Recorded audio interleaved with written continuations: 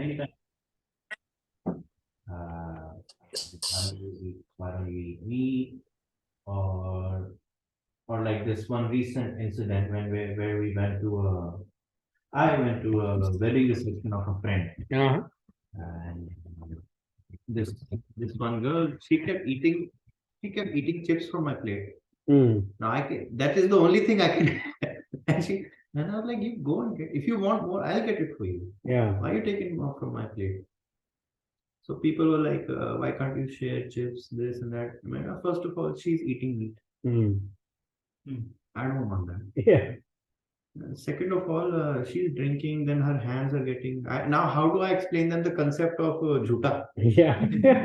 It's so hard, Yeah. So I had to like literally dig down and see what can I say. Yeah. Then they were like, then I tried explaining them that, when you're sharing food with someone, there's an exchange of karma that's happening. Yeah. Now, obviously, I don't want her bad karmas on me. Yeah. And why should I share my bad or good karmas with her? Yeah. That's mine and that's hers. Then they kept giving me counters like, oh, what if, then what would happen if your wife kisses you? Yeah. And I'm like, then that's my wife. Yeah. She anyway gets 50% of husband good karmas, Yeah. as per Vedas. Yeah. So it's very hard to explain things when there's ignorance. Or like someone is not ready to understand your point of view. Yeah. So I think that's also a very big obstacle. Yeah. Ignorance, lack of knowledge, as Ashok said. Okay. So what else? Naresh? Hare Krishna, Prabhuji. Yeah. So what can be an obstacle from within on the path of Bhakti Yoga? So there are two obstacles, one from inside, one from outside. So what can be an obstacle from inside? From inside, my God, that's you have the obstacle from mind, you have obstacle from intelligence, you have an obstacle from faith. So yesterday we were listening a lecture, right, Prabhuji? So sometimes sometimes in the beginning of our journey, we need to keep our intelligence in the front. Yeah. So as we grow, as we grow into spirituality, right, and love to Krishna, we need to keep the faith in the front, then intelligence at the back. Yeah. So I think it is based on yesterday's story by Subha Vilas Prabhuji. Yeah. Like our own intelligence is our own obstacle. And I think that's why it's very important to understand how the intelligence works. How does it interact with the material world? How does it make a attachment, right? For example, I think we were even I think Prabhuji was already giving examples about how even the intelligence that Brahma has, right? One head has to be chopped off. So he has so super intelligence, but still that's an obstacle for even Brahma. And then similarly for Daksha. Wrong intelligence is bad.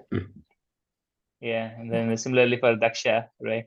Yeah. And then also for Ganesha, I think there was I didn't think in those lines before. Unable to unable to distinguish between wrong and right. Yeah. Even though Ganesha is just strictly following the rules of Parvati Devi, right? But he was unable to distinguish, unable to see who is Shiva. Yeah. He has this tremendous strength, tremendous knowledge, but unable to see through who is Shiva.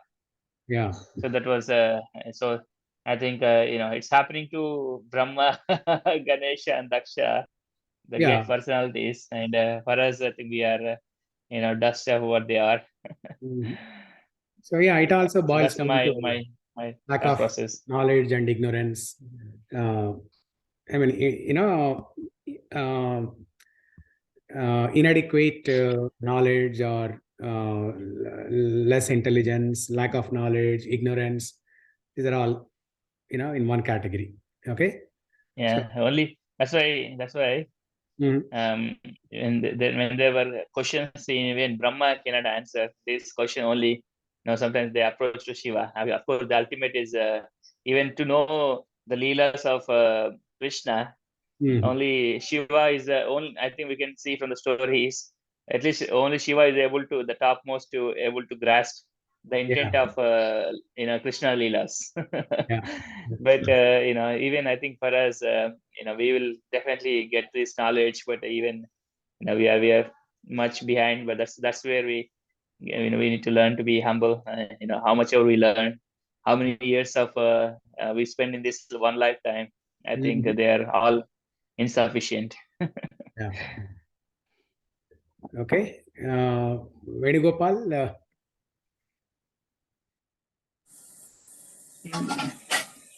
I feel the first one. So the obstacle which is coming from inside, I Mhm. don't see any obstacle from outside. So from inside is, sometimes some movie appears to be more interesting than this class. So Yeah. the area of interest, I'm just, Yes. just trying to. So the closest answer that I'm looking for is what Venugopal said. So very good.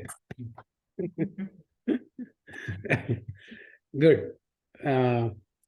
So you explained it with a scenario, but to put it in words, our enjoying propensity. Okay. So our enjoying propensity.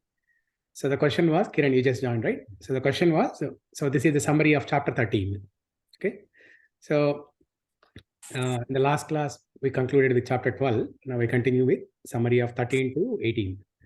So we just began with chapter 13, nature, enjoyer, and consciousness. That's the chapter title.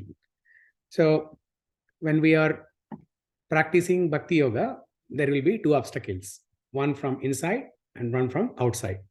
The question was, what can be an obstacle from within, from inside?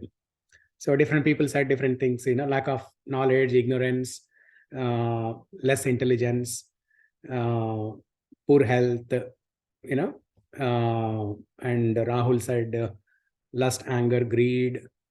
Madhuri said, what did you say, Madhuri? Anxiety and fear, but Anxiety I and thought fear. that we Yeah. were talking about why we have to go towards like devotional Yeah. rather than like ignore like it. So I was thinking an opposite way, but yeah, ego could be one thing that. Yeah, somebody said false ego, right? Yeah, Ashok. Madhuri also said no, false ego. Yeah. So, but the closest one is what Venugopal said. He explained it with an example, like there's an interesting movie and, I always, feel like watching it. So enjoying propensity. So the chapter title, nature, enjoyer, and consciousness. So nature is Prakriti. Enjoyer is Purusha, which is actually Krishna. Krishna is the ultimate enjoyer. But in the material world, we see everything in a perverted way. We think we are the enjoyers. So we cannot enjoy unless we create something. We have not created anything. We have not created this body. We have not created the food that we are eating. We have not created any material elements that we are using in the nature. We have not created anything. So when we have not created anything, how can we be the enjoyer? We are enjoying to some extent temporarily, but the ultimate enjoyer is Krishna. So our enjoying propensity is the obstacle from within. That's the first obstacle on the path. And all these also valid answers: lack of knowledge, ignorance, misconceptions. Okay, more specifically, misconceptions. Like I am this body. Okay, lack of knowledge that we are not the soul, we are the soul, not the body, lack of that knowledge. So misconceptions. So what is a misconception? When we identify with our body and not the soul, that's a misconception. So all these are valid answers, but in the context of chapter 13, our enjoying propensity is the biggest obstacle from inside. Good, Venugopal. So, Yeah. And in this chapter, Krishna explains about super soul also. He is the enjoyer, he is the ultimate enjoyer, right? So he explained, this is the chapter, and before this, nowhere Krishna has explained about super soul. In chapter 2, Krishna describes about soul. And then after a long gap in chapter 13, Krishna describes about super soul. Upadrashtanumanta cha bharta bhokta maheshwaram paramatmeti chapyukto dehesmin purushasparam. So Krishna says, I exist in everyone's heart as super soul, and I'm always like Upadrashta Anumanta. Upadrashta means he's the witness, overseer or witness, and Anumanta is permitter. So he's always so soul and super soul, they both are in the heart region. They are like two birds on the same branch of the tree. So soul is the Jivatma bird, and super soul is the Paramatma bird.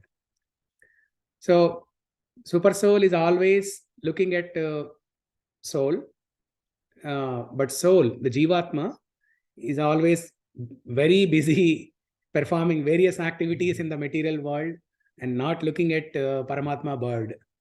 And Paramatma bird is always waiting. Oh, when will this Jivatma bird turn to me? But Jivatma bird never turns to Paramatma. Very busy in material activities. But Paramatma bird, out of great mercy, always sanctioning whatever the Jivatma is desiring to act. And then he's always witnessing all the actions, not only actions. Paramatma is also witnessing our thoughts.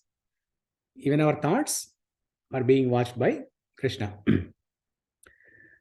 And then Krishna tells how as a soul, we are the knower of this body, and whereas the super soul, he knows about all the bodies. He knows about everyone. As a soul, we know about only our own body, what's happening within. Whereas as super soul, he is aware of everyone, what's happening in everyone's mind and everyone's body. It's a kshetra. In this chapter, Krishna describes this body as kshetra. It's a playground of material activities. Just like the children go to the backyard and play in the backyard. That's the kshetra for them. Similarly, for the soul, this body is kshetra. It's a playground for the soul. Whatever activities the soul wants to perform, whatever desires the soul has, soul can perform in this kshetra called body, in this field called body. And nature, enjoyer, and consciousness. So nature. So as we said, right, the enjoying propensity is the biggest obstacle from within.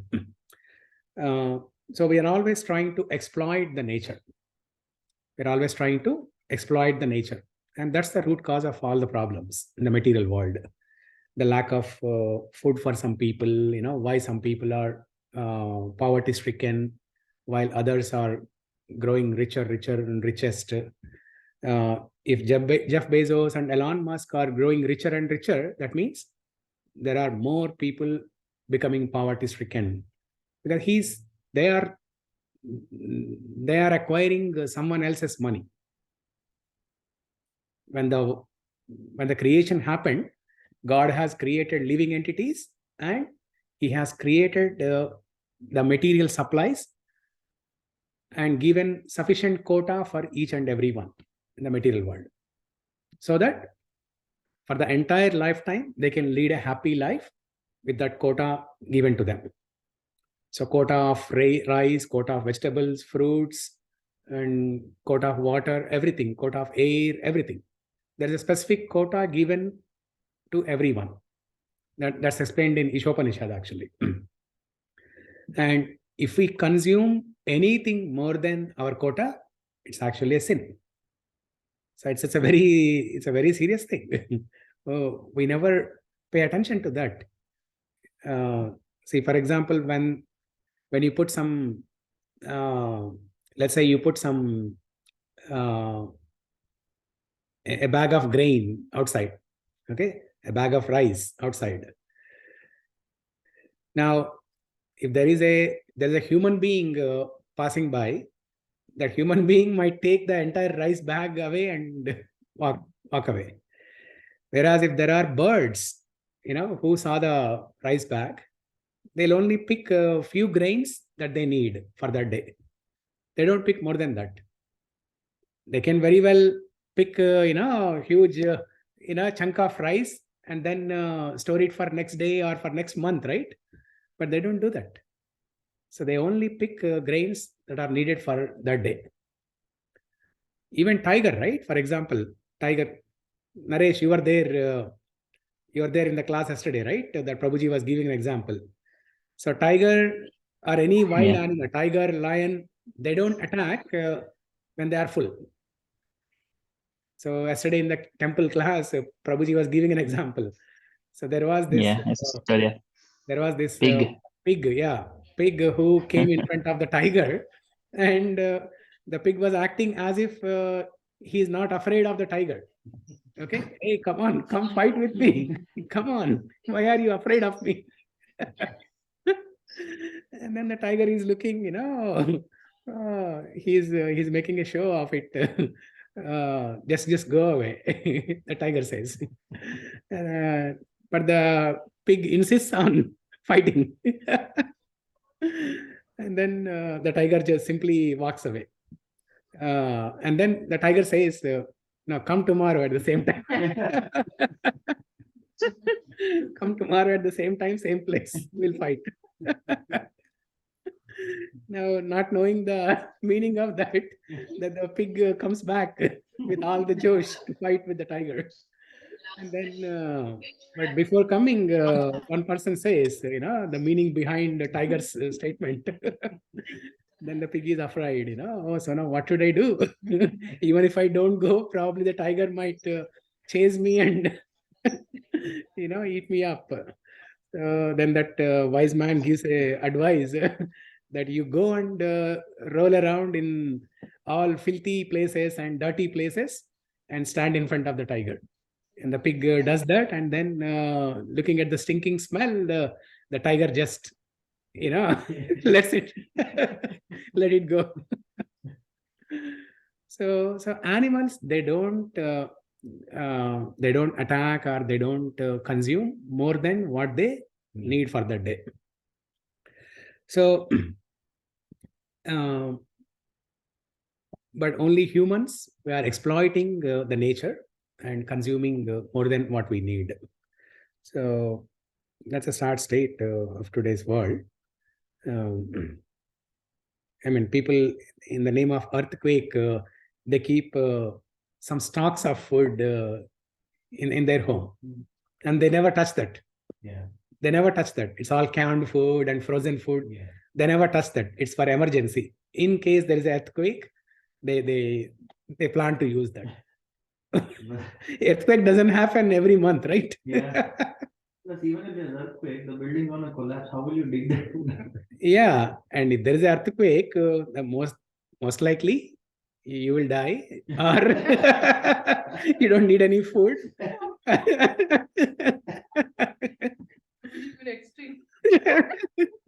Why are you bothered? A lot of my clients ask, should I take earthquake insurance? When they buy a home, there are different kinds of insurances, right? Earthquake insurance and general fire hazard insurance. Fire hazard insurance is cheap. like $50 per month.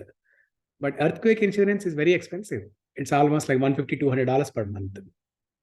So I tell them, don't worry, don't take it. If earthquake happens, no house and no you also.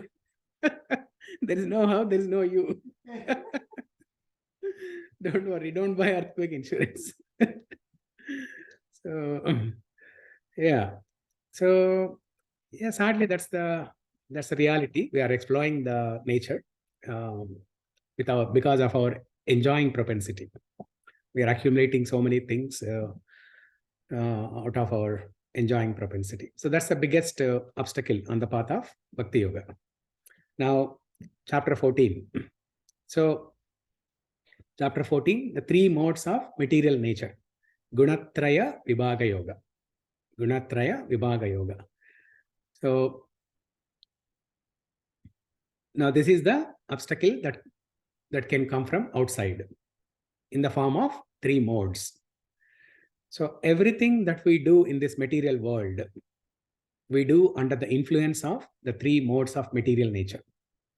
Mode of goodness, passion, and ignorance. Whatever we do, it's under the influence of these three modes. We are like a puppet. You see that picture in the middle of Bhagavad Gita, right? There is a lady, Maya Devi. That lady is Maya Devi. That picture. Yes. So she's throwing the three ropes called three modes of material nature: mode of goodness, passion, and ignorance. And the living entities are always forced to act under the influence of these three modes. And throughout the day, these three modes, they dominate with each other. And in the morning, you'll see you are in the mode of goodness. And as the day starts beginning, you are in the mode of passion. And as the day ends, you are in the mode of ignorance. And mode of ignorance is needed to sleep. Otherwise, you cannot sleep. If you are in the mode of passion, you cannot sleep. If you're in the mode of goodness also, you cannot sleep. So you need mode of ignorance to sleep. And you need mode of passion to work. And you need mode of goodness to inquire about God, to learn knowledge of the soul, etc. So throughout the day, these three modes keep competing with each other for dominance. And Brahmins, okay, whether it can be the so-called Brahmin by birth or Brahmin by qualities and attributes. So Brahmins are in the mode of goodness. And Vaishyas, next Kshatriyas, they're in the mode of passion with some amount of goodness. And Vaishyas, they're in the mode of passion with some amount of ignorance. And Shudras, they're in the mode of ignorance. So, mode of passion, ignorance, and goodness. These three are not conducive for bhakti. Mode of goodness is the best among all the three. Mode of goodness is the best, which is the platform where you can begin your sadhana. So that's why they recommend to do any devotional activity or devotional practices in the morning, preferably in the Brahma Muhurta, which is from 3:30 to 6:30, before 7. Okay, those 3 hours. Anything that you do in that time, the alpha state, it's called alpha state, right? So the alpha state is very, so the alpha state is very, very effective in the morning time, which is very conducive for, especially for spirituality and even for material activities also. If you see the most successful people, they start their day very early. Yeah, because any big decisions, if they contemplate and decide in the morning, early morning, they can make a clear decisions. Yeah, sorry. Now, Brahma Muhurta, as you said, 3:30 to 6:30. Yeah. But this country has a very beautiful rule Mhm. of changing 1 hour. So it's actually 3 hours before sunset, so sunrise. Okay. 3 hours before sunrise. Okay. So irrespective of whether it's a daylight saving or not, yeah. So 3 hours before sunrise. Now, 3 hours before sunrise, Prabhuji, is it does it vary from hemisphere to hemisphere or country to country, or is there a universal approach to it? Like for example, as per if we follow the let's say materialistic weather channel, Yeah. so the sunrise in US in winters it happens late, but that should not probably change the Brahma Muhurt, if I'm right. So how do we approach that? Because the latitude and longitude changes from country to country. Yeah. So the declination of the sun it changes from country to country. So what is the universal approach to it, or the bhakti approach? So the general principle is 3 hours before sunrise. But how late does it happen in winter time? Sunrise, how late? Around 7, almost 7 is if you look at the Apple, whatever it says, 6:45, 7, 6:50. Now it's almost 7. Yeah. So the Brahma Muhurt will be like between 4:30 to 6:30. Yeah. No, 3 hours. It's actually 3 hours. 3 hours. Yeah. So in summertime, Yes. when does the sun rise? In this country? 5:30. 5:30. Yeah. So there's a gap of an hour and a half. Okay. Yeah. So I think still that principle holds. 3 hours before sunrise. Okay. 3 So hours. Brahma Muhurt can shift Yes. from country to country or season to season. Yes. Okay. Yeah. So it's 3 hours before sunrise. Okay. Yeah, that's the general principle. Okay. If you look at the Drik Panchang, if you look up Google that, it tells you which city, what time it starts the Brahma Muhurt. So I typically. Oh, it tells the Brahma Muhurt also? Oh, it tells Brahma Muhurt also? Yeah, it tells all different auspicious, inauspicious, and actually tells start of Brahma Muhurt. Okay. So I think now it's like around 4:45 or something around that time. Okay. So it changes every few months. So if you just check once a month. Yeah. Okay, so it adjusts just like daylight saving clock. Huh? Wow. It knows, but it adjusts. Nice. Yeah. What is the tab, Prabhuji? Drik Panchang, right? Drik Panchang. Drik Panchang. Oh, Panchang. Drik Panchang. Yeah. Drik Panchang. That website, right? Yeah. Yeah, that website. Yeah. And It's very popular. A lot of people use it. Gives also a Yeah, we also see sometimes like for Muhurt and everything. Yeah. You also follow that? There's also an app called Gaudiya I mean, not Calendar. for Brahma. Sorry. Please go ahead. Yeah. Yeah, if you need an app, there's also an app called Gaudiya Calendar. Okay. Yeah, there is an app, Gaudiya Calendar. It gives you Mhm. ISKCON festivals. What are the different festivals throughout the year? All those Oh. things. Gaudiya calendar. Yeah. Yeah. Is it? Okay. Yeah. I'll check it out. Yeah. So you use that Sounds for Ekadashi, Madhuri? Drik Panchang, Guruji. Yeah. Generally for any festival, like even for Ganesha festival and everything, right? Like when to place the idol on, like It's a general Hindu festival, calendar, basically. or any Hindu festival. Yeah, we check like what is the Muhurt, and we try to actually if you search in Google, that's the first thing that comes up generally for anything. Yeah. So I think we are just based on Sunrise. the sunrise time and all. Yeah. So general principle is 3 hours before sunrise. Yeah. So so in the morning during the Brahma Muhurta time, the alpha state is very effective, which is conducive for meditation, chanting, any spiritual activity. It's very conducive. So there are the waves, right? Brain waves, alpha, gamma.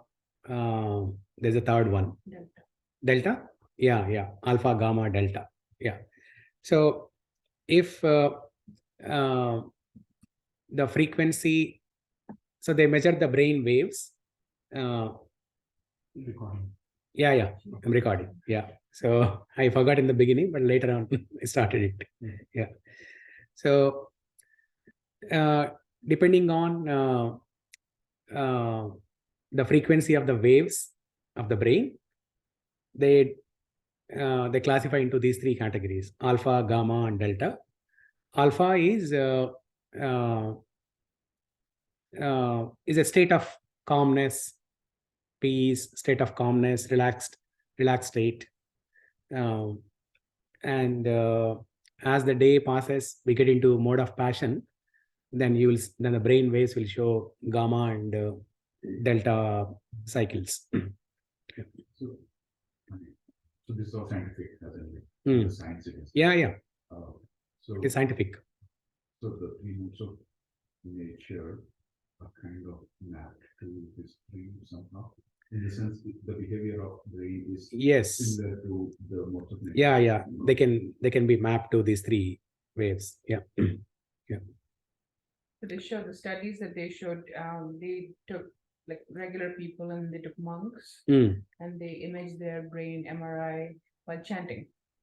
So they saw that the monks, just as soon as they start chanting, they were able to tap into the delta, which is actually sleeping, waves. They were awake, like talking, and then they start chanting.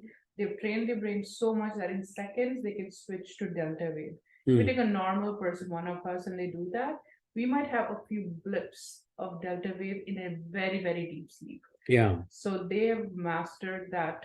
Even in seconds, they can bring that in big delta waves. So they're able to bring that consciousness to such a deep level. That's why apparently they're able to connect with the higher consciousness better. Yeah. And they study just, like ordinary person and they made them chant or do some kind of like meditation. And they saw that in 2 weeks, delta waves, they were able to record them. So this is actually a scientific thing. It's really awesome to see how chanting or any kind of repetition meditation does bring change. Yeah. So it's very scientific. That's why all the successful people, rich people, they wake up early. They start their day very early in the morning. Yeah. Okay. So chapter 14, Krishna explains how these three modes of material nature, they work, how they impact us. And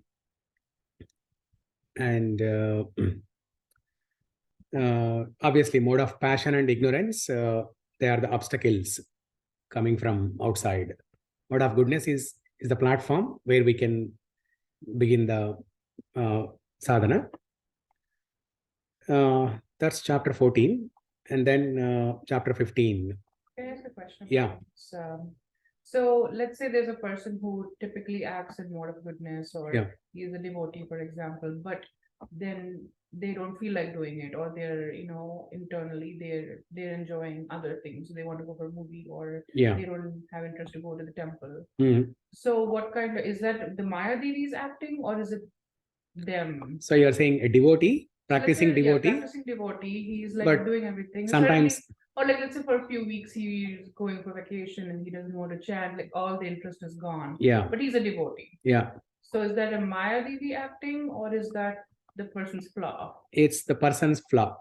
It's the enjoying propensity. It's the enjoying propensity, the obstacle coming from within. We all have desires, right? We all have desires. See, if you see children, until the age of 12, or let's say until the age of their puberty, both boys and girls, until that age, they are in their pure state. They are in their pure state, and if you take them to the temple, they're fully into it. They can they can do all the practices very nicely. But then from the age of 12 or so, then all their desires from the past life, they start manifesting from their past life. Then their life will shape up differently. So until that stage, that's why they say kids don't incur karma until the age of 12, I think. They don't incur karma. So even if they do things which are not as per Shastric injunctions, they don't incur karma. Okay.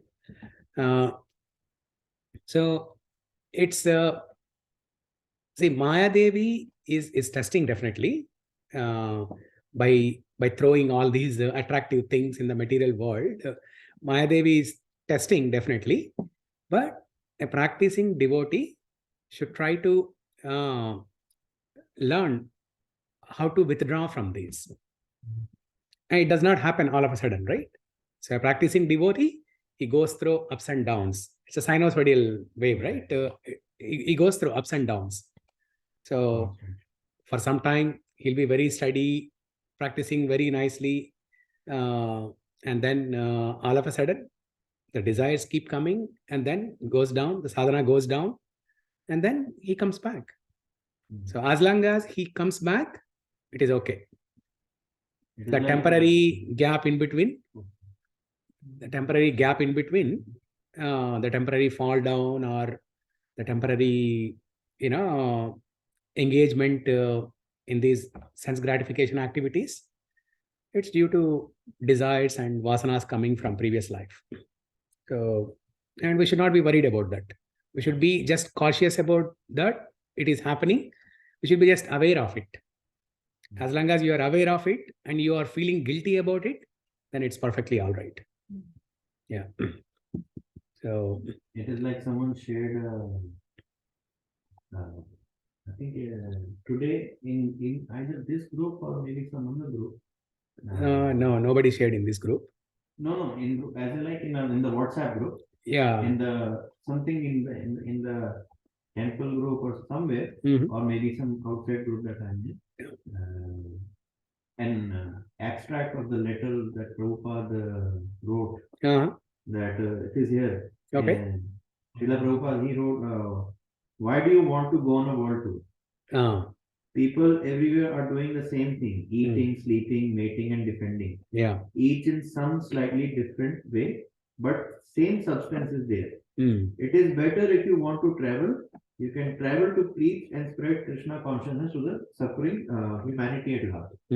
So, in Krishna, like if you're traveling, you can still make the traveling about your bhakti. Yeah, you can preach even in the travel. You can preach. Yeah, that's an ideal thing. But I think what she's asking is, so what if somebody gives up their sadhana and okay, I want to take a break. I need a break.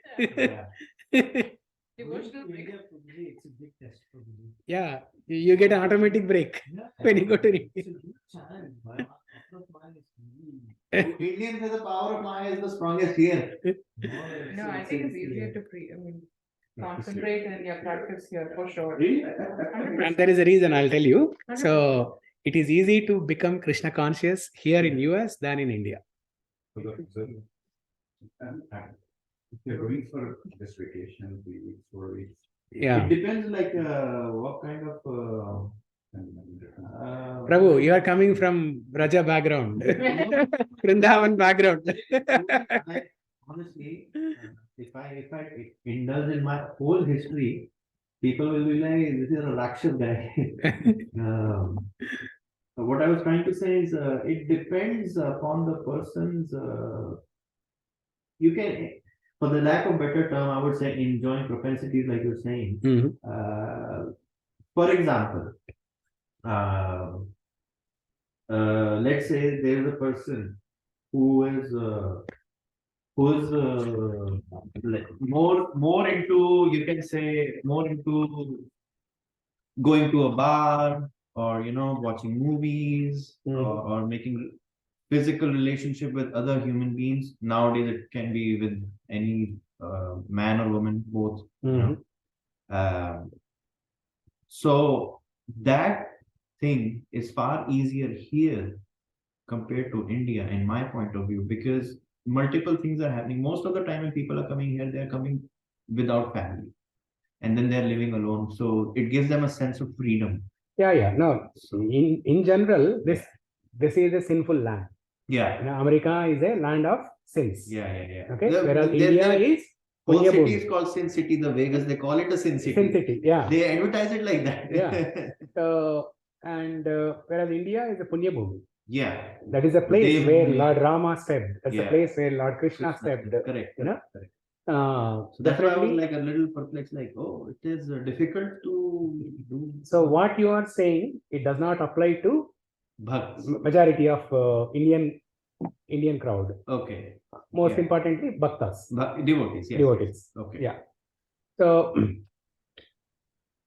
okay. But Prabhuji, I think India has changed a lot since. Yeah. Yeah. I mean, I'm just kidding, but yeah. Now I want I mean, they're looking up to US and crossing its Yeah, it's more. crossing its already set that's expectations no, in India as well. I'm going to India. My stop is Delhi and Delhi to and there's nothing in between. If wherever I'm going, I'm taking my mother along with me. Yeah. So it is all religious side. Even now, very important information. If anybody wants to go to Mayapur, there's a contingent going to Mayapur. Late in December, around the New Year. Yatra? So, yeah. Okay. So there's a big Mayapur Yatra happening, and if anybody is in India during that time, you can let me know. Okay. What is happening? Sorry, it's very hard to hear. There's a Mayapur Yatra happening, Mataji. There's a group of Okay. devotees that is going. So if anyone wants to join the devotees or they're planning to go, this is the right She time. just came back from a Europe trip. Oh, very good. Probably maybe next year. Yeah, but I would love to go on such trips as But well. you Yeah. have to look into it because you might have to make train or flight tickets. Because Yeah. in India, getting train ticket right now for December is even very difficult. Yeah. So I know. But anyone going and they want the Bhakt Sangh, then I can help them connect. Yeah. So Okay. coming back to our point, right? Yeah. Why? India. Okay. So why it is She can give the book now? offer. Yeah, after the class. Okay. We can. Yeah.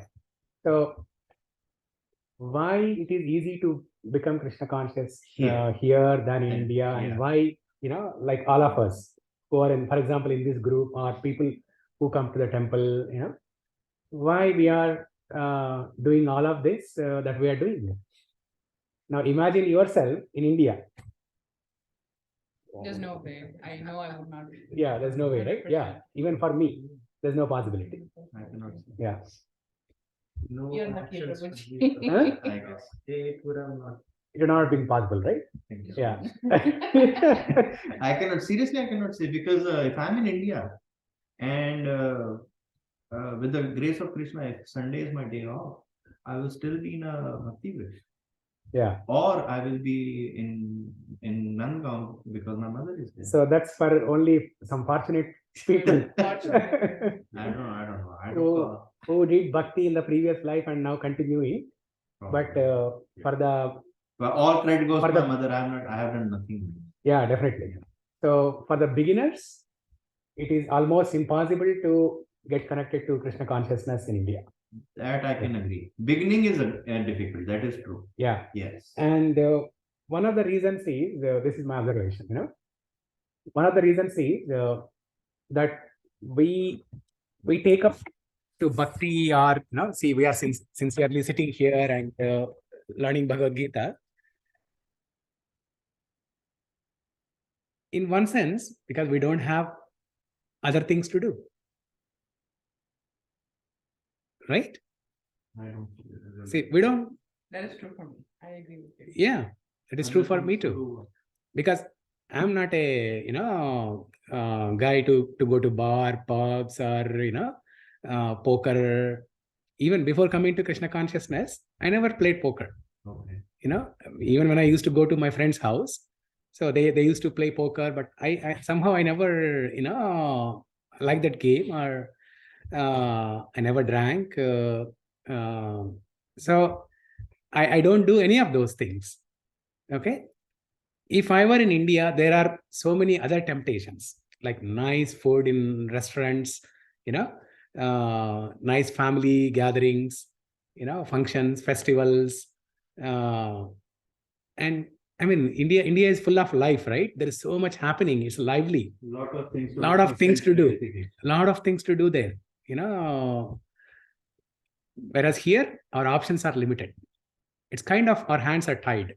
You can say so because less places to eat sattvic food. Yeah. In India, there are many places where they serve. So as they say, right? I mean, we discussed this previously also. A good person remained as a good person because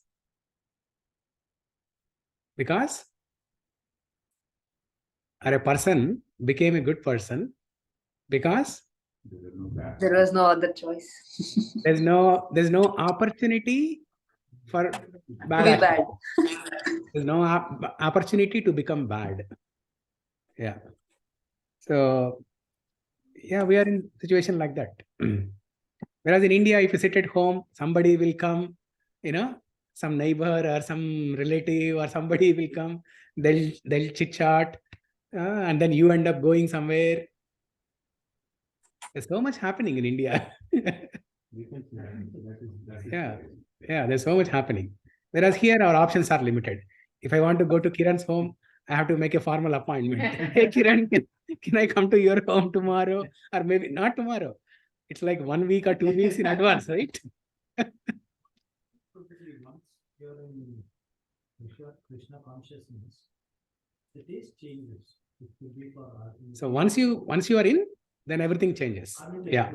Instead of watching YouTube videos, put some pictures. Yeah. That's my personal take. Yeah. It's happened to me. I mean, like, we just go on to the next level. And it could be Shravanam or Kirtan. Yeah. At the beginning. Yeah.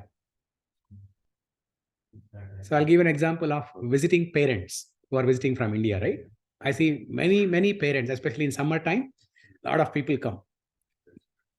Their kids who are living nearby, the parents, they just walk to the temple, and in afternoon, evening, all the time, they're always doing service in the kitchen, cutting vegetables, cleaning temple, all those things. Have they ever done that in India? No, they have never done that in India. Why are they doing it here? Lack of other things to do. They don't have anything else to do. So anyways, whatever is the means, as long as we are in this boat, that itself is a good thing. Yeah. So Krishna says, there are 4 kinds of people who approach him. It doesn't matter what is the means, as long as you are connected to Krishna, that itself is important. Yeah. So I was answering your question. That's why we were discussing this. Yeah, we were discussing is this a Maya Devi Yeah. thing? Like for me, I know, even though mentally I do want to be in Krishna consciousness. Mm-hmm. This is work. Like I have to put the effort in, like actively think about chatting or reading, and I put myself in this. I come with the devotee association, because if I miss couple of weeks, I feel like it's just getting down and down. So it makes me also question, am I not putting enough in effort, or not that I'm purposely going and doing things that would not be Krishna conscious. Yeah. But if I don't put the effort in, I feel like the battery is going low. Yeah. If you are not associating, like that one level. Yeah, it's not remaining steady. It is not like I have to actively put a lot of effort in. Yeah. If I don't put the effort in, if I don't come, if I don't go to the temple, it's like the battery goes low, and I have to keep recharging every day. Actually. Yeah. So it's like a fruit, right? Mango fruit. I can understand, Mataji. I can totally relate to that. I can relate to that, because I feel the same. I mean, if I'm not holding on to some source, particularly Krishna consciousness, then I keep going into that spiraling down the dark side, and like getting negative thoughts and stuff. So I can totally relate to that. Yeah.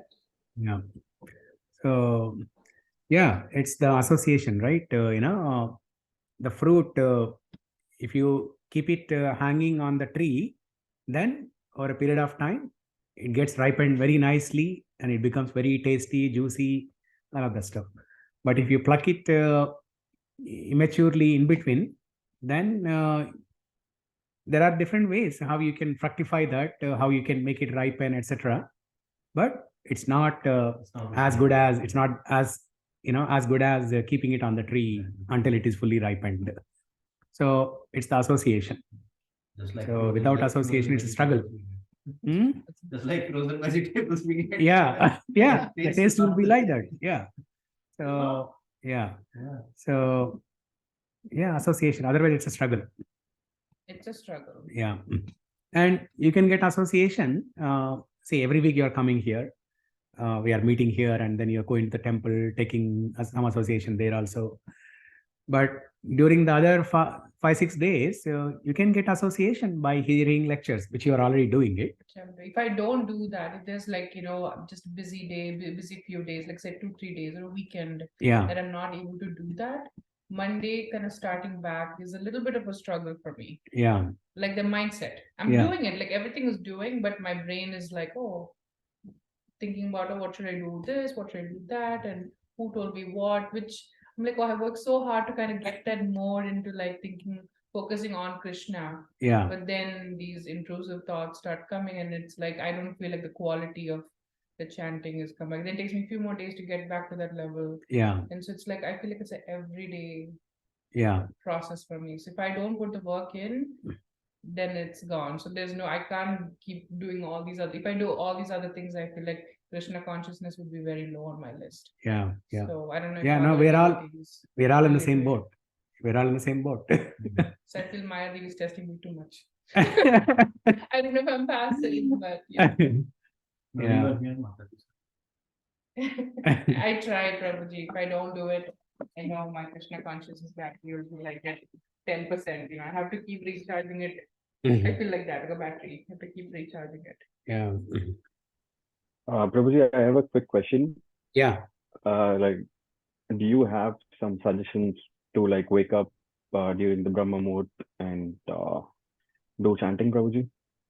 I was able to do it for a week last month or so, but after that, like what should be the thought process right when we wake up? Because now I can feel that, yeah, I can wake up in the Brahma Muhurt, but like when I wake up, I think Maya Devi is like putting pressure, and like I'm falling off asleep again, pushing my alarm. So I just need some suggestions or anything from you. So even if you ask thousands of learned people, same answer. What has worked for them and what will work for everyone is the one and only principle: go to bed early. If you are able to go to bed early, then you'll be able to wake up early. And one more thing I want to add with your go to bed early, and rather two things, but they're like simultaneously combined and parallel to each other. Obviously, go to bed early.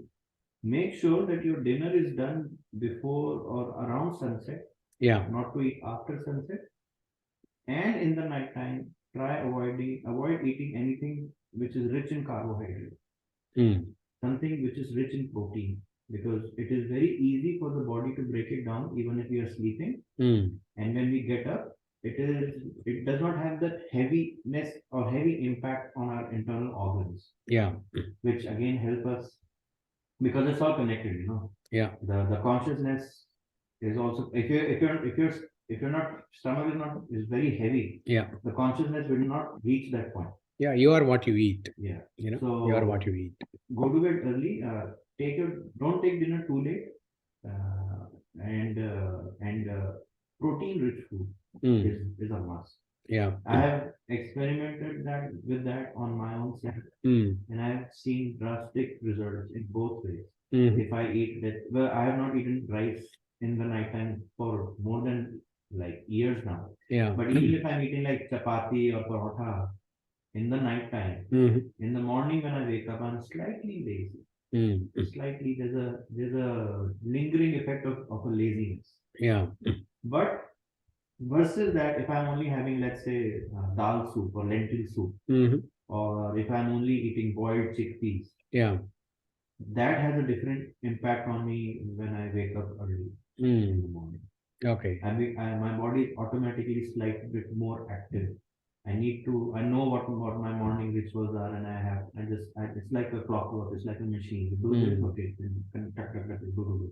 Yeah, that's a good point, So diet, diet changes, like, sleeping, eating early, eating your dinner early, and then there should be a gap of 3 hours before dinner and between dinner and sleep.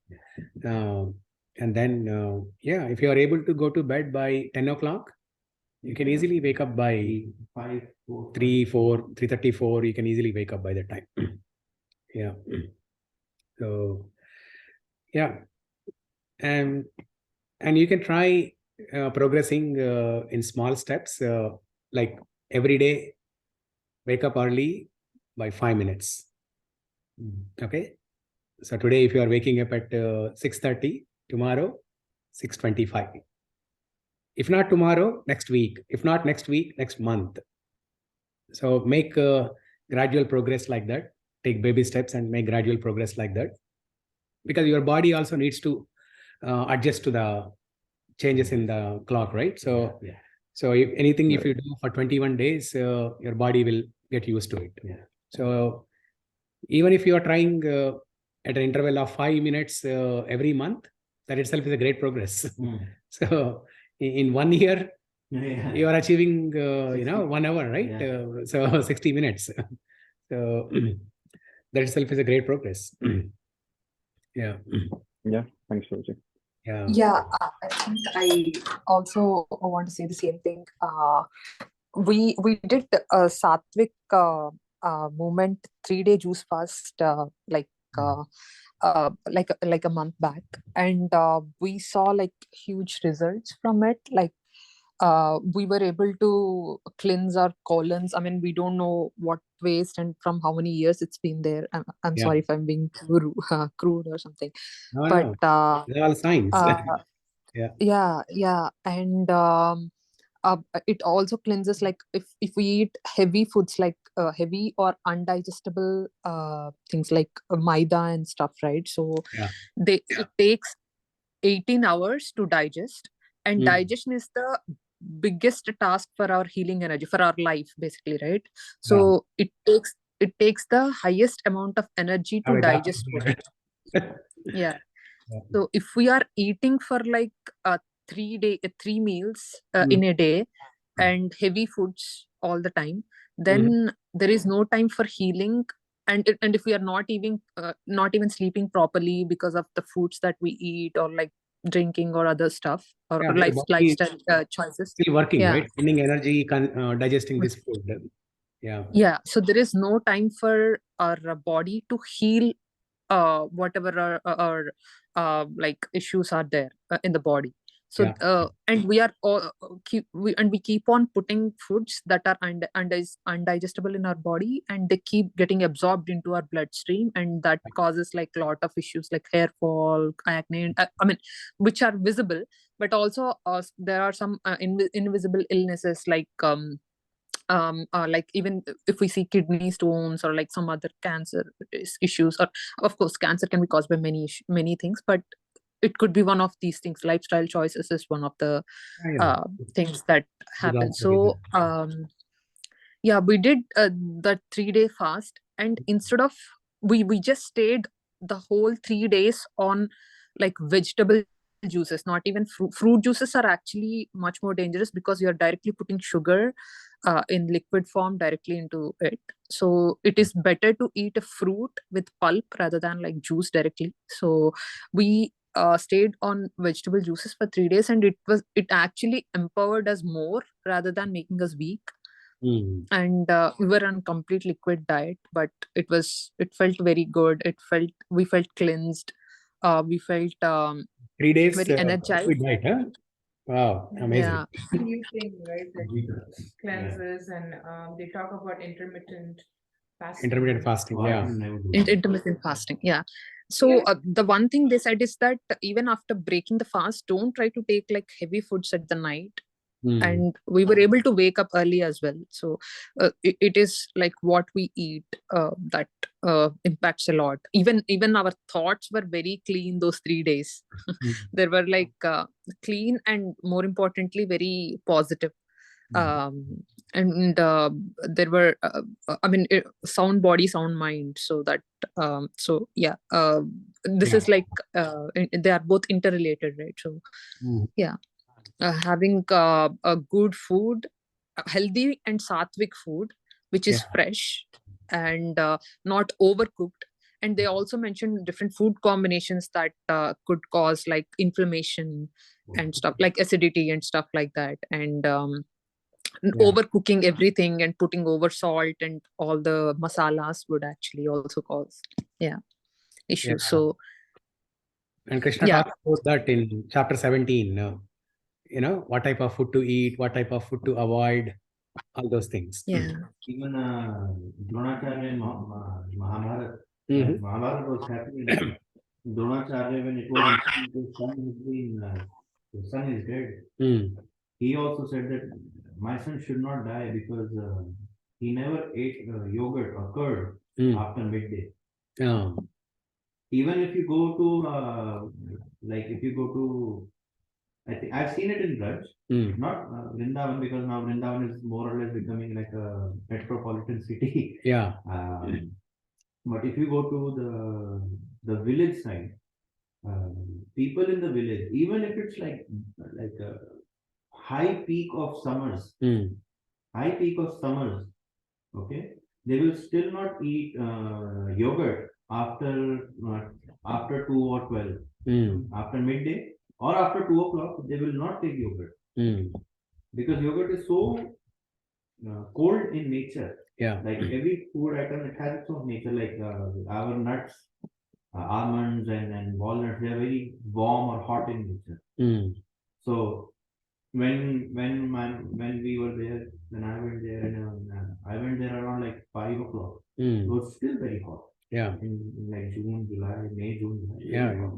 So I was asking, can I have a matha, buttermilk? And they were like, you're gonna drink now? Even Ayurveda recommends not to eat yogurt in the night. I mean, unknowingly, I have been following that, but later on when I discovered this, I felt good about it. But I don't eat yogurt in the night, only in the afternoon. Just like Mataji said, like there are some food items. For example, I was talking to Naresh Prabhu that on the Diwali, that we should not take honey in hot drink or a warm drink. Only room temperature. So all these things, go ahead, Madhuri. Sorry, is it becoming too much about food? But I just want to add one more this thing as anything that we can make Rahul wake up at 3:30 tomorrow. So project Rahul waking.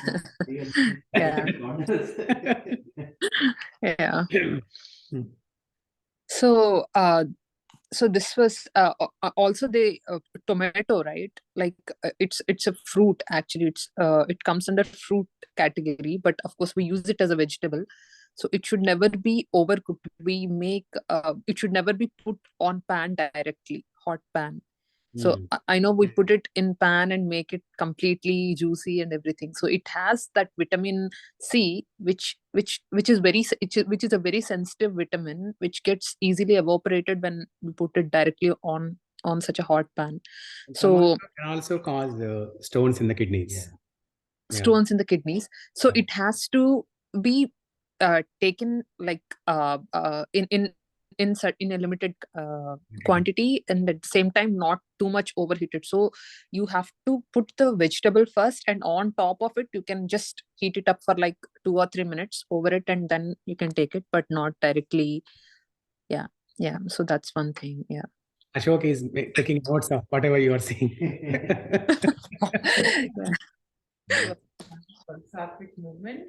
Sattvic movement. I think. Okay. The lady is amazing. She talks about all different types of food, when you have to eat, what you have to eat, and it's very regimented. There's a book actually. There's a book too, yeah. There's one actually in the temple. That's a good. There's one called Yogic Life, all about food. Yeah. There is yogi. In Yeah, fact, they also kind of follow Hare Krishna, this thing, consciousness, I think. I mean, I have seen them saying Krishna chanting. She doesn't like wear all this. She doesn't look like it, but everything is very like Krishna conscious type of, no garlic, no onion type of. Maybe different sampradaya. Different sampradaya. It could be ISKCON also. Could be. Yeah. Sometimes they don't put ISKCON name in the front because people may not come forward. They may run away. Yeah. So there are actually many things like that. Even over here, I've told so many people this thing. Fruits like watermelon, gourd, avalaki, not the avalaki. Because Karela is also gourd, but it is different. So tinda, loki, watermelon, muskmelon, these fruits or vegetables we should not even think about taking during this time because they are rich in they're water-based food. Yeah. And I suppose ideally they should be taken in summers. So there are many things like that. Yeah. I could not hear. They should be taken in summer. Okay. So the more heat is there, the watermelon is better like that. Over here it's difficult. Yeah, that's why fruits, they say we should only eat seasonal fruits. Yeah. Seasonal fruits is... But here we get mangoes throughout the year. We get watermelons throughout the year. We get all kinds of fruits throughout the year. Yeah, we should eat seasonal vegetables. I don't even have tasted it. Mango, oh my Yeah. God. I can't even begin to tell. Mango, guava, I tried it all. So tasty. Yeah. I don't even know if they have nutrients or not. There's so much GMO going there, finding genomes and picking things from that, in the mango, putting in the banana to make it bigger. Too much. Yeah, that's what one thing they mentioned, that you should always take seasonal vegetables and seasonal fruits because they are actually growing in that season. So they provide the rich nutrients that are needed for us to go through that season. Yeah. So Rahul, did you make a note out of all these things? Ashok has taken notes. Prabhuji, actually, even I changed my entire diet. I'm following a sattvic diet as well. My question was more inclined towards what should be the thought process right when we wake up, right when we open our eyes. What should be the most important thing I should be thinking of? Because I eat. Keep you awake I started eating early dinners and everything. I'm experimenting right now to wake up early. Right now, I think I wake up at 6:30 or 7, but I open my eyes at 4. Then I think, oh, it's only 4. I have to sleep now. My body is not supporting me. One thing that can help. So one thing that can help, since you asked what should be our thought process or what should be our mood when we wake up early, that can keep us awake and not fall asleep again, right? So this is what I heard in one lecture. His name is Keshavananda Prabhu. So very nice monk. Doctor, yeah, he was a doctor also. Yes, correct. He came here a couple of times. Yeah. So he said one thing that, and it's very, very interesting thing, the reason why we should wake up early, like 3:30 or so, right, is if you look at all ISKCON temples or even, other temples also, right, Vaishnava temples, any Hindu temples. So they wake up God in the beginning, in the early morning, like 4:30, like that. Talking about ISKCON temples, 4:30 is the time when the Mangalarti happens. Whereas here it happens at 5:30. Okay, for convenience, it happens at 5:30 here. But in general, it's 4:30. That is the time we can consider when God wakes up. So our mood should be to wake up before God. So when you are waking up early, like 3:30 or 4 o'clock, even 4:15 or even 5 minutes before 4:30, so your mood should be, okay, so I should not fall asleep again because God is going to wake up at 4:30. So if we are servant of God, so the servant should not wake up after the master wakes up. Today's Sunday. Yeah. So that should be our mood. If you keep that point in mind, then the soup తీసుకొచ్చిండు offer చేసి okay offer so if you keep that thought in mind, that will help to stay awake. Yeah, bro. I mean, I as a can servant, try God this wakes from up tomorrow, and gives us Monday food. morning. I can try this. Yeah. So try it out and let me know how it goes. Madhuri, you're saying something? No, I was just joking. I mean, I make sometimes as a part of Krishna consciousness, I make jokes about him as well. So, he wakes up and offers breakfast in bed for us.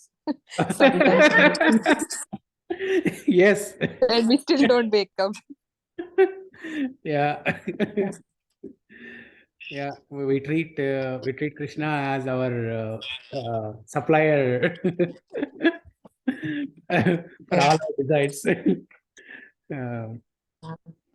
Yeah, that's all right. It doesn't matter how you are approaching Krishna, as long as you are connected to Krishna. Slowly, all these anarthas will go away. So, okay, so we were discussing about the 3 modes of material nature. So chapter 14 is full of that, how the 3 modes of material nature act upon us and how we can transcend these modes. And when we are practicing devotional service sincerely, we can even transcend the mode of goodness, and that is called Vishuddha Sattva. So mode of goodness is Sattva Guna, mode of passion is Rajo Guna, mode of ignorance is the Tamo Guna. Sattva, Rajas and Tamo. And when we transcend these 3 modes, it is Vishuddha Sattva.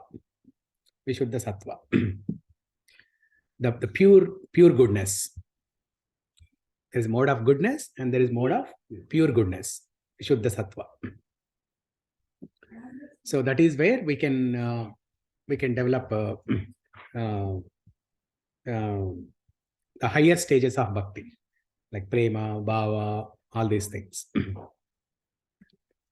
Okay, then chapter 15. Chapter 15 titled as Yoga of the Supreme, Purushottam Yoga.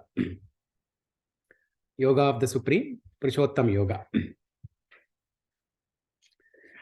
So in this chapter, Krishna explains how one can address these 2 obstacles that we discussed in chapter 13 and 14. So chapter 13, obstacle from within. Chapter 14, obstacle from outside. So how one can address these 2 obstacles, Krishna explains in chapter 15, Yoga of the Supreme, Purushottam Yoga. So there is a shloka in this chapter, Asanga Shastrena Dridena Chitva.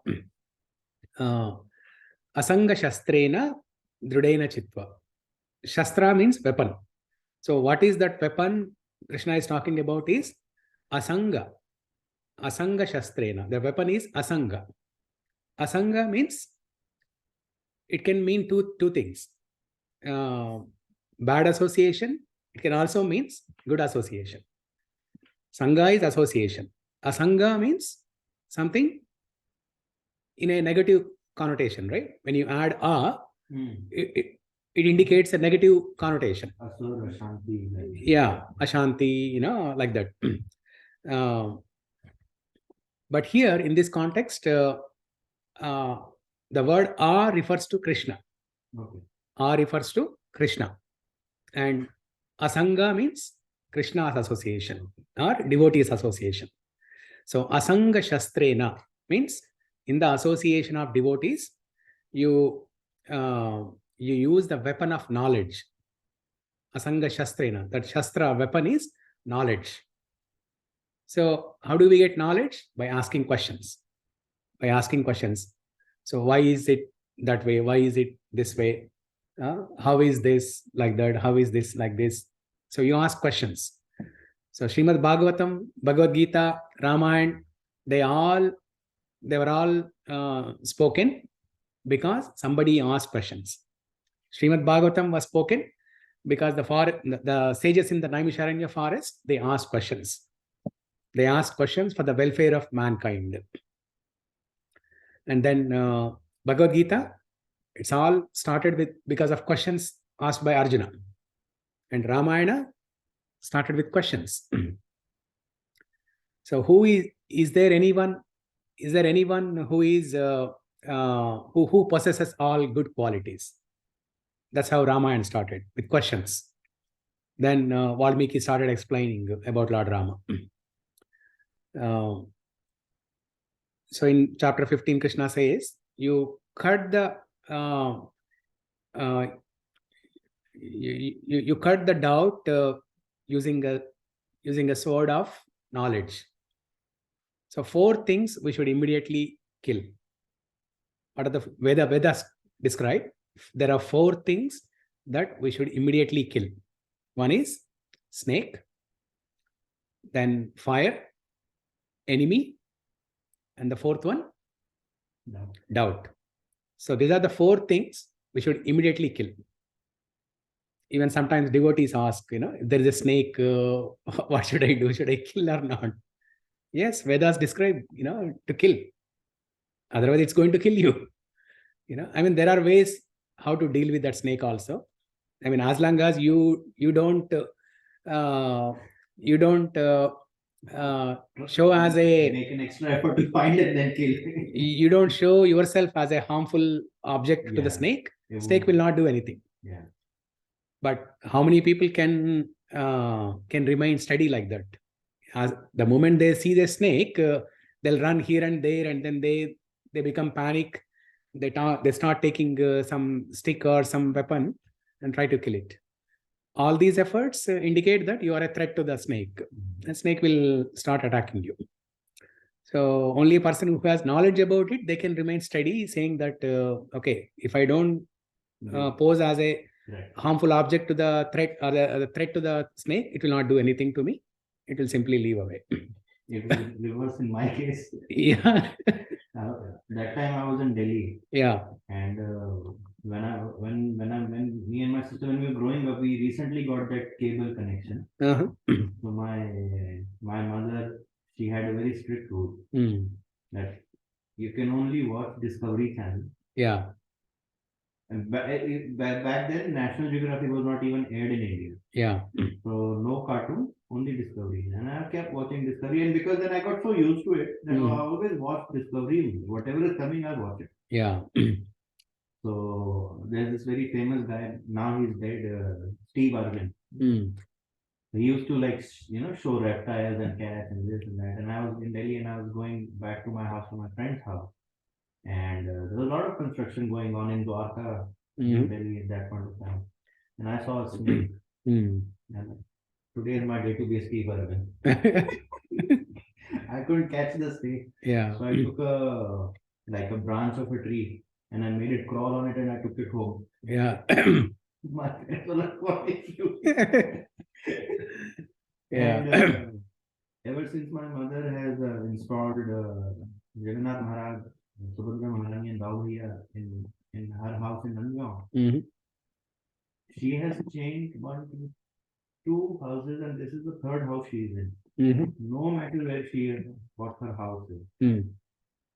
Every now and then, they will like a snake will come in the house.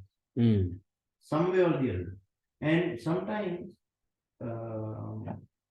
like different colors, like pink in color. Wow. Like you don't see that in, usually you don't see it. And I told my mother, like, if you see a snake with bright colors, like pink or red, yellow, orange, especially stay away from them, because that's nature's way of telling you that this is dangerous or poisonous. And then she's very like, I cannot kill it. Yeah. Then she's like, then I call someone else. Either and even then I tell them to capture them live and take them away. Yeah. Then with whatever you do afterwards, plausible deniability. I didn't see it, so I did not know about it. Yeah. And every time I've told her that, especially because you have Dav Bhaiya or Balramji in your house, that is why they are coming. They offer their last or first pranams, obeisances. Yeah. So that's why as soon as the snake was discussed, I can recall all the incidents. Yeah. So these four things we should kill immediately. And Krishna is saying in chapter 15 that one should cut the enemy of weapon, the enemy of doubt with the weapon of knowledge. With the weapon of knowledge. Asanga shastrena drudena chitva. So asking questions. We should ask questions to understand how things work. And Krishna explains in that chapter, how the food is even digested. We eat food, and we spoke about food at great length now, right? Yeah. Everybody, gave a speech about food now. It has become a food a debate. Not debate. What do you call that? In school days, we used to have, right? Debate. Is it called debate or? Discussion, debate. Yeah. Debate. Okay. So, or some kind of round table discussion happened about food. So extempore or extempore. Yeah, extempore. Yeah. So, but we don't know how the food is digested. Krishna says in the chapter, Aham Vaishvanaro Bhutva. So I digest the food in the form of Jataragni. So in the stomach, the hydrochloric acid, it's nothing but Jataragni. So Jataragni is needed to digest food. And Krishna is that Jataragni. He's saying in chapter 15, Aham Vaishvanaro Bhutva, Praninam Ahama something. So like that, Krishna tells various things in chapter 15 to clear our misconceptions, to clear these doubts. So when we associate with devotees and ask questions, our misconceptions will be clear, and then we progress to a higher stage. Okay. In chapter 15, Krishna compares this material world as a upside down banyan tree with roots upward and branches downward. So if somebody is cultivating good habits or good qualities, then they go up the tree. And if somebody is cultivating bad habits, then they go down the tree. They go down the tree means they go to the Patal Loka, the hellish planets. If they're cultivating good qualities, they go to the spiritual world. Yeah, to the roots, spiritual world, higher planets, basically. And then chapter 15 is a very important chapter. It's a very nice and short and sweet, 20 verses only. Chapter 12 and chapter 15, 20 verses, short and sweet chapters. Towards the end of chapter 15, there's an important shloka. Sarvasya chaham hridisannivishto matta smritir jnanam apohanam cha vedaisya sarvair ahameva vedyo vedanta krut veda videva chaham. Chapter 15, shloka 15, 15.15. So it's the most important shloka in Bhagavad Gita. So there Krishna is saying, Sarvasya chaham hridisannivishto. I am situated in everyone's heart as Paramatma. Sarvasya chaham hridisannivishto. Hridi means heart region. Sarvasya chaham hridisannivishto. Matta smritir jnanam apohanam cha. From me comes remembrance, forgetfulness, and knowledge. Matta smritir jnanam apohanam cha. From me comes the three things: remembrance, forgetfulness, and knowledge.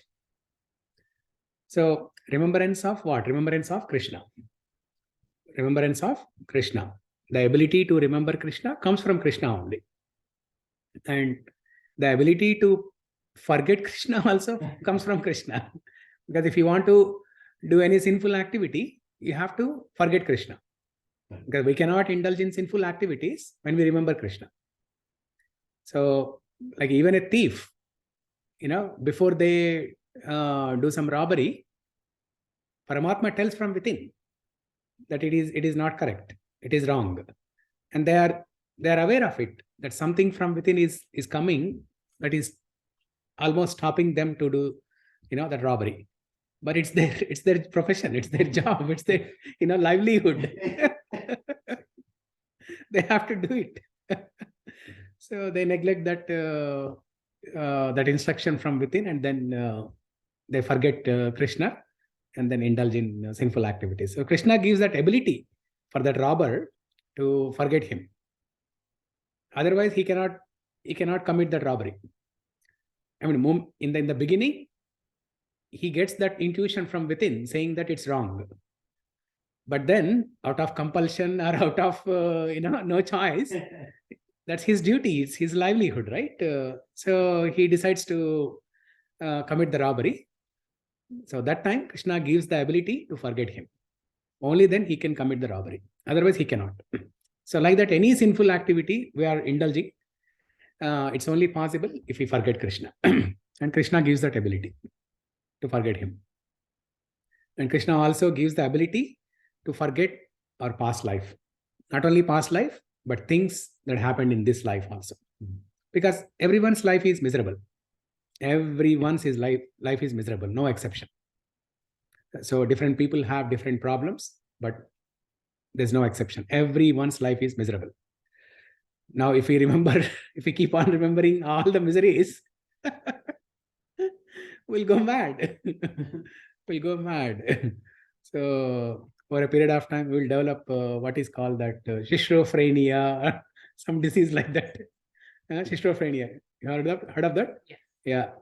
So we develop so many mental, diseases like that. So Krishna gives ability to forget. They say, right, time will heal everything. That means Krishna gives the ability to forget all the bad things that have happened. Even the worst of worst, you are able to forget. It's only because of Krishna. Yeah. The most important is the scorpions. The scorpion thing. Get that. Yeah. You still remember that. Very good. That is your catalyst. Motivation. That is your motivation, driving force. Yes. Very good. Very good. What is that, Prabhuji? The scorpion thing. So at the time of death, do you know what happens at the time of death? Mm. No, Madhuri will say, come on, I just came back from Europe trip. You're asking what happens at the time of death. Is it that like, I mean, many things happens, like your whole life flashes and then Yamdoots are there to take you. Yeah, that is there. Your whole life is flashed in front of you in 10 seconds. Whatever you have done, good and bad in this lifetime, it's flashed in front of you in 10 seconds, like a movie. And also, most importantly, the pain at the time of death is like that of 14,000 scorpions biting at the same time. At the same time. God. Yeah. Now imagine one scorpion biting you. Something to look forward to. That itself is so painful. 14,000 scorpions biting at the same time. Yeah, imagine the magnitude of that pain. Krishna is going to help us. Huh? Ease that pain. What? He's asking if Krishna is going to help us ease that pain. Krishna will Krishna help us bear that pain? Yeah. Yes, he does. If you chant his name. If you chant his name. Not at the time of death, but during lifetime. Oh. That time when 14,000 If he's going to, you can't think of if anything. he's going to help us, then that's much stronger motivation to. Yes, that's Aparna's motivation. Aparna's motivation as well. When I chant, I don't feel the energy. I'm like scorpion. Scorpion. Just remember Scorpion. Yeah. We chant with all attentiveness, all love and devotion for Krishna. Please, I want ever to feel that pain. It's a good one. Yeah. Okay, Krishna, now you have our complete attention. Yeah, any technique that helps develop quality chanting, yeah, that is okay. Yeah. So Krishna gives forgetfulness, remembrance, and Krishna gives the knowledge. He says, Vedanta Krit Veda Videva Chaham. He says, he's Vedanta. He's the end of knowledge. If somebody is looking for what is prescribed in Vedas, and they read all 4 Vedas, and in the end, they find some conclusion of Vedas. Krishna is saying, I am the conclusion of all the Vedas. I am the conclusion of all the Vedas, and I am the giver of these Vedas. Vedanta Krit Veda Videva Chaham. From me comes all the knowledge. From me comes all the knowledge. And I am the knower to be known. I am the knower to be known. That's a very important, beautiful words. Sarvasya chaham hridi sannivishto mattha smritir jnanam apohanam cha. So that's the end of chapter 15. Now, that's good. We made some good progress today, 3 chapters. So I think it's 7. We'll stop here. There's a festival also happening in the temple. We all can go and participate. We'll continue next week and try to finish the remaining 3 chapters. And that's not the end of the series. It's only beginning. So don't plan for your vacation again. One more vacation. Prabhuji, I'm thinking of coming to your home at least like next week. It's been, please. I will. Please do come. Yeah. Please come. I've never visited or like never actually physically present when Gita is being chanted. So yeah, I'm looking forward to next week. Yeah, please come. Yeah. Yeah. Okay. So we'll conclude here. Thank you everyone for joining. Hare Krishna. Okay, we'll continue next week. Thank you. Thank you. Thank you.